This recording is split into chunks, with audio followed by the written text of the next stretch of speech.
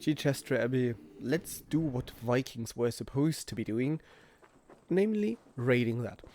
So the game offers you multiple opportunities to raid monasteries, and that might... Oh no, I won't hunt you. No, I hate these things. Um, the game offers you tons of options to raid monasteries, and it seems fairly brutal. But this is also true to history. Basically, the first buildings, the first places that were raided by the Danish, by the Vikings, before they even started to settle in England, were monasteries, because monasteries were filthily rich. I didn't plan to collect that. Monasteries were hoards of gold, of jewelry, but also of food, of alcohol, of books that were also worth fortunes at the time. So this whole idea of raiding is, well, true to history. Monasteries were the first target. Not really defended, the clergy wasn't trained to defend themselves, they were usually a bit remote, so when we look at the map, there is no settlement near to that. I mean, historically speaking, the map is also not always perfectly accurate, but here you had rivers next to this abbey,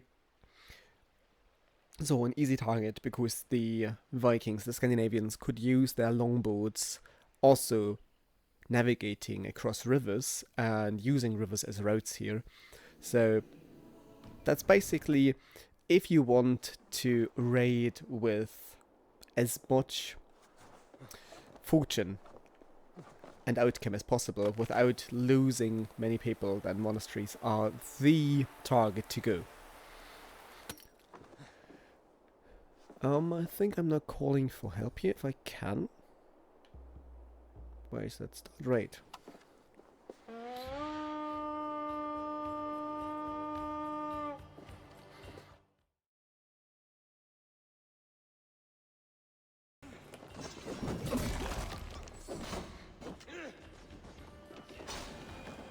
Oh, he's already dead. That was quick.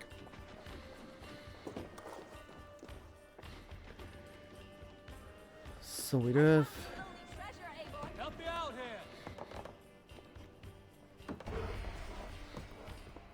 We see the old Roman paintings here of the large church rooms. I only have something to read. Gilded manuscript, A Tale of Two Giants. This was the text I was looking for. Wulf and Eadwacer. Wulf and Eadwacer is one of the elegies of the Exeter book, and it is one of the most mysterious texts of Old English poetry. I think with Wulf and Eadwacer is that, and this is something that one encounters when trying to translate Old English texts, sometimes words are ambiguous, sometimes words have multiple meanings, or two words are fairly similar and lacking any orthographic rules. It could be one or the other because words were written in the respective dialects.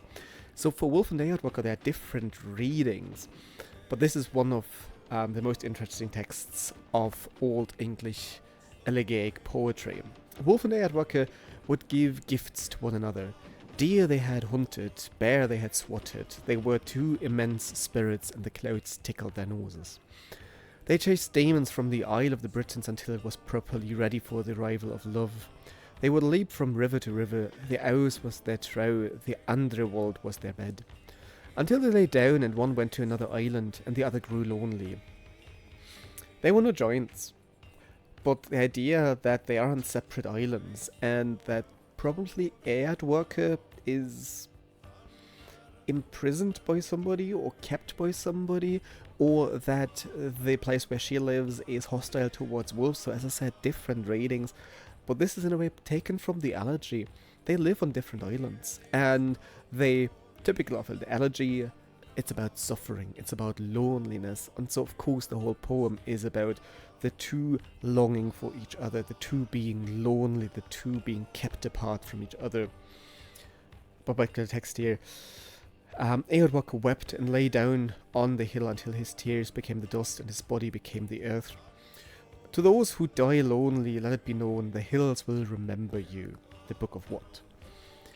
Yeah, Wulf and Eadwacer, probably two lovers being kept apart, and then the elegy, typical of, yeah, this text type, not being very optimistic, but focusing solely on the suffering, on the two, on their isolation, on their loneliness, and on all the problems that would be to face if Wulf would come to Eadwacer.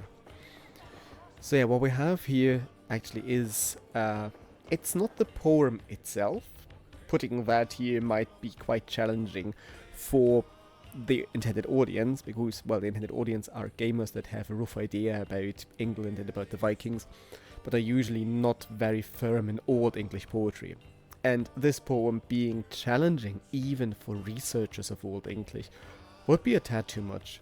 But the allusion here to Wulf and Eadwacer as one of the most famous texts of the time is a very fitting, very interesting one.